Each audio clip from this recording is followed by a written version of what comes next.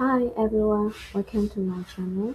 In today's video, I'm going to show you how I create a simple and aesthetic notebook design using Canva. We design for the notebook cover and the inner page, so let's get started. You can see in these pictures are references from this YouTube channel. If you learn and explore how to create digital notebook, I recommend her channel. She explains basic tips to create a digital notebook. First, I start with the notebook cover.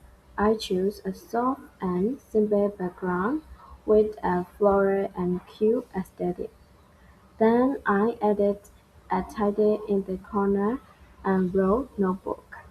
I kept the design clean and minimal because I want the notebook to look elegant and easy to use. Next, I add some small decorative elements around the cover. These little details make the design more attractive without making it look too crowded. You can choose your own colors, illustrations, and elements depending on your personal style. Now let's move on to the inner page. For the inside page, I create a simple notes section with a space for the date and several lines for writing. I also add a small decorative element in the corner to match the cover design. And here is the final result. The cover has a soft and aesthetic look, while the inner page is simple and practical.